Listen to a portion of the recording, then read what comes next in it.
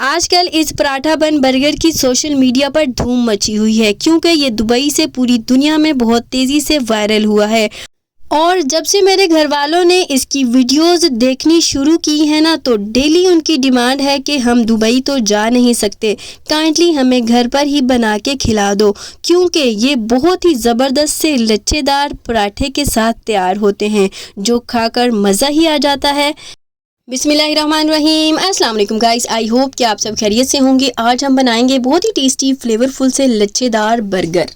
सबसे पहले मैंने यहाँ पर एक चॉपर ले लिया है और इसमें शामिल करेंगे 300 ग्राम बोनलेस चिकन और साथ ही इसमें शामिल करेंगे 1 टीस्पून लहसुन अदरक का पेस्ट, एक मीडियम साइज़ का प्याज जिनको मैंने फाइन चॉप कर लिया था, पानी अच्छे से निचोड़ के शामिल कर दिया है। टोटल ये 3 टेबलस्पून बना था। और साथ ही शामिल करेंगे 1 टीस्पून भुना कुटा धनिया और 1 टीस्पून भुना कुटा ज़ीरा और तकरीबन 1 टीस्पून ही इसमें नमक शामिल कर देंगे और 1 टीस्पून इसमें डालेंगे तिक्का मसाला और 2 टेबलस्पून भर कर डालेंगे इसमें नॉर्मल रोटी बनाने वाला आटा और 1 टेबलस्पून डालेंगे इसमें घर की दूध की बिलाई और 2 हरी मिर्चों को इस तरह फाइन चॉप करके शामिल कर दिया है और थोड़ा सा धनिया शामिल कर दिया है। नाउ गाइज, इसको अच्छे तरीके से पीस लेना है। आटे की जगह पे अगर आप चाहें तो ब्रेड के 2 या 1 स्लाइस पानी में डिप करके निचोड़ के भी शामिल कर सकते हैं। नाउ गाइज, ये देखिए मैंने अच्छे से इसको बिल्कुल बारीक पीस लिया है।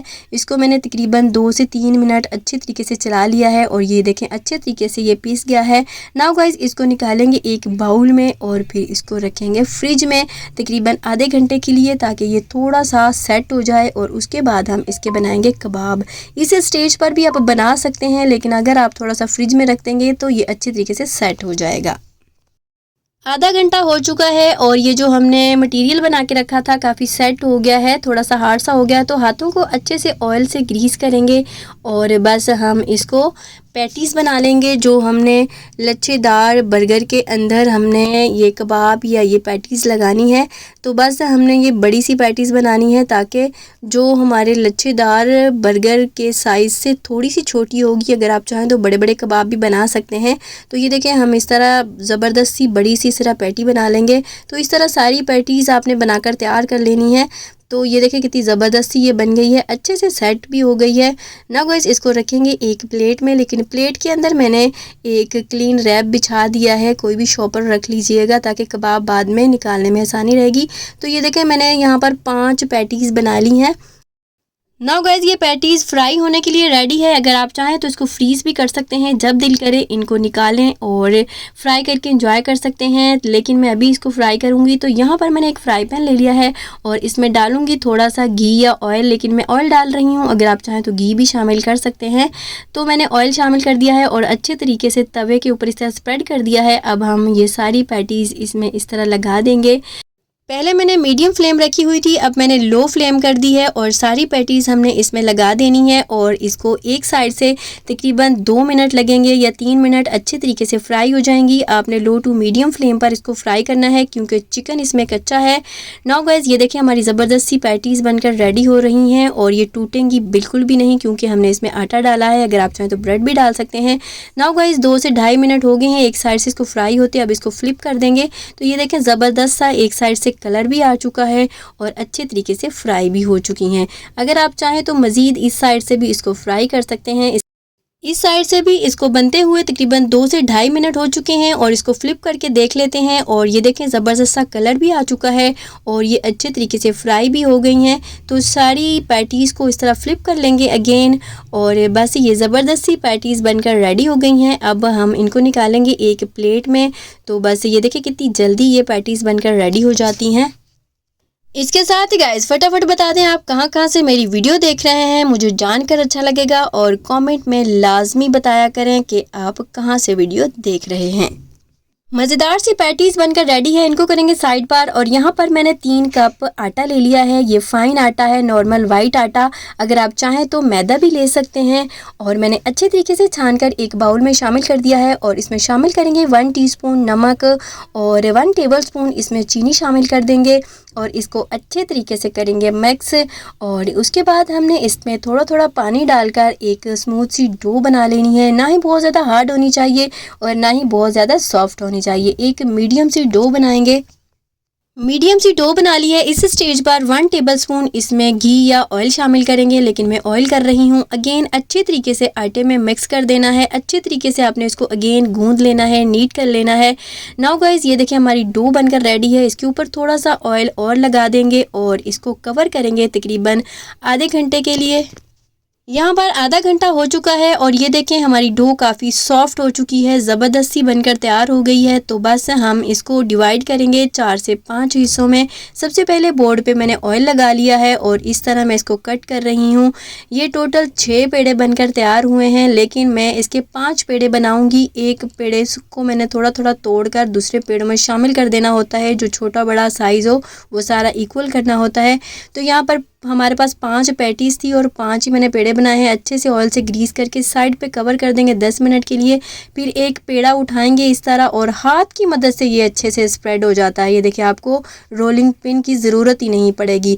तो ये देखिए अच्छे तरीके से मैंने हाथ से इसको स्प्रेड कर दिया है। इसके ऊपर ऑयल लगाएंगे अच्छे तरीके से। उसके बाद इस तरह नाइफ़ या मेरे पास पिज़्ज़ा कटर है तो इस तरह आपने छोटी छोटी इस तरह पट्टियाँ सी काट लेनी है। अगर आप चाहें तो थोड़ी चौड़ी भी काट सकते हैं, अगर आप चाहें तो बारीक काट लीजिएगा। तो बस एक साइड से इसको इकट्ठा करेंगे, दूसरी साइड से भी। तो इस तरह एक रोल सा बनाएंगे, ऑयल में डिप करेंगे।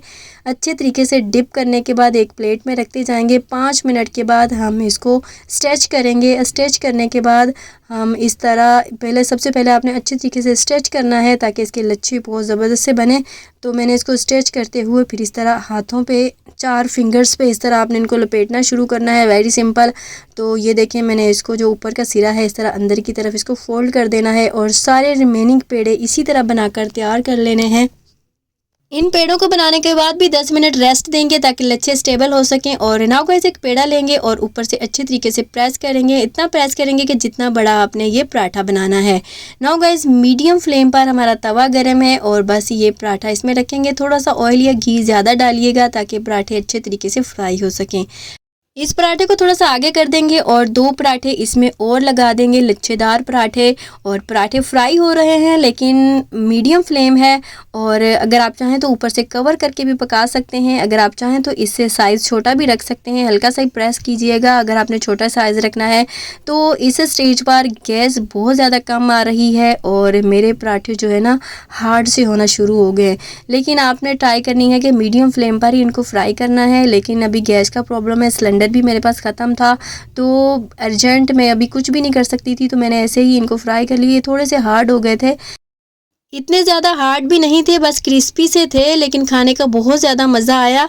थोड़ी सी हार्डनेस थी, मतलब बहुत ज़्यादा नहीं था। इनको बनाकर मैंने साइड पे कर लिया। अब इसकी सॉस तैयार करेंगे। तो यहाँ पर एक बाउल में 1 टीस्पून लहसुन अदरक का पेस्ट शामिल करेंगे और साथ ही शामिल करेंगे 3 से 4 टेबलस्पून बारीक कटी हुई बंद गोभी और एक मीडियम साइज़ का बारीक कटा हुआ प्याज शामिल कर देंगे। एक खीरा बारीक फाइन चॉप करके शामिल कर देंगे और साथ ही शामिल करेंगे तकरीबन 1 टीस्पून चाट मसाला और साथ ही शामिल करेंगे तकरीबन 2 से 3 टेबलस्पून केचप और 5 से 6 टेबलस्पून आपने मेयोनीज़ शामिल करना है और इसको अच्छे तरीके से मिक्स करना है। मज़ेदार सी सॉस को मिक्स करके करेंगे साइड पर। और यहाँ पर मैंने 5 पराठे जो लच्छेदार हमने पराठे बनाए हैं वो भी और 5 पैटीज़ भी एक प्लेट में रख कर ले आई हूँ। अब हम इनको करेंगे असेंबल। तो यहाँ पर मैं आपको एक पराठे के लच्छे चेक करा देती हूँ। तो ये देखें इसमें कितने सारे कितने ज़्यादा लच्छे बने हैं, ऊपर से क्रिस्पी अंदर से सॉफ्ट। ये देखें ज़बरदस्त से ये पराठे बनकर तैयार हुए हैं। अगर आप इस आटे के अंदर अंडा डाल लेते ना तो यकीन माने इसका फ्लेवर डबल हो जाता। तो नाउ गाइस एक तेज़ शार्प नाइफ से इसको कटिंग कर लेंगे बर्गर की तरह। तो ये देखें मैंने दरमियान से इसको थोड़ा सा काट लिया है। अगर आप चाहें तो पूरी तरह 2 हिस्सों में भी डिवाइड कर सकते हैं, लेकिन मैंने इसको पूरी तरह 2 हिस्सों में डिवाइड नहीं किया और थोड़ा सा इसका हिस्सा साथ चिपका ही छोड़ दिया। नाउ गाइस इसको रखेंगे एक प्लेट में और सबसे पहले ये मज़ेदार सी टेस्टी फ्लेवरफुल सी सॉस लगाएंगे भर भर कर। आप अपनी चॉइस के अकॉर्डिंग लगा सकते हैं। और इसके ऊपर रखेंगे एक पैटी, तो इसके ऊपर भी लगाएंगे थोड़ी सी सॉस, इससे इसका फ्लेवर बहुत ज़्यादा इन्हेंस हो जाता है। अगर आप चाहें तो इसमें सलाद पत्ता लगा सकते हैं, अपनी चॉइस के अकॉर्डिंग जो लगाना चाहें लगा सकते हैं। तो ये देखें हमारा ये बर्गर बनकर रेडी है। ये बहुत ही टेस्टी फ्लेवरफुल से ये बर्गर बन्स बनते हैं। ये दुबई की ख़ास डिश है और वहाँ के लोगों को बहुत ज़्यादा पसंद आई और ये इतनी ज़्यादा वायरल हुई कि लोग इसको बहुत ज़्यादा पसंद करने लगे। तो गाइज़ मैंने सारे लच्छेदार बर्गर बन्स बनाकर तैयार कर लिए हैं। ये बहुत ही टेस्टी फ्लेवरफुल से बनते हैं। इस रेसिपी को ट्राई करें तो अपना फीडबैक ज़रूर दीजिएगा। ये मुझे तो बहुत ज़्यादा पसंद आए, मेरे घर वालों को तो हद से ज़्यादा पसंद है। वो तो कहते हैं कि रेगुलर बेस पे हमें बना के दो, लेकिन इतना टाइम नहीं होता कि इतनी लंबी डिश बंदा रेगुलर बेस पर बनाकर खाए या खिलाए। चलो हफ्ते में एक बार तो चलता है। तो गाइज़ आपने इस रेसिपी को ट्राई ज़रूर करना है और मुझे फीडबैक देना है कि आपकी ये रेसिपी कैसी बनी। अगर अभी तक आपने वीडियो को लाइक नहीं किया तो लाइक कर लें प्लीज़, शेयर कर लें अपने फ्रेंड्स के साथ और सब्सक्राइब आपने लाजमी करना है और बेल आइकन पर लाजमी क्लिक कर लिया करें ताकि मेरी आने वाली रेसिपी का नोटिफिकेशन सबसे पहले आपको मिल सके, ताकि आपसे कोई भी मेरी रेसिपी मिस ना हो। मेरे चैनल पर बेशुमार रेसिपीज़ मौजूद है, जैसे pizza, tea cake, birthday cake और भी बहुत सारी 5 मिनट्स की रेसिपी, 10 मिनट्स की, तो बेशुमार रेसिपीज़ मौजूद हैं। आप विज़िट करें, देखें, जो आपको पसंद हो आप ट्राई करें। क्योंकि मैं आपसे हमेशा कहती हूँ कि आपको बाहर की कोई भी चीज़ पसंद होती है तो आप घर पे ट्राई किया करें, साफ़ सुथरे हाथों से, जरासीम से पाक। इसके साथ ही गाइस इजाज़त चाहेंगे, दुआओं में याद रखिएगा और अपना बहुत सारा ख्याल रखिएगा। अब मिलेंगे एक न्यू मज़ेदार रेसिपी के साथ, तब तक के लिए अल्लाह हाफिज़।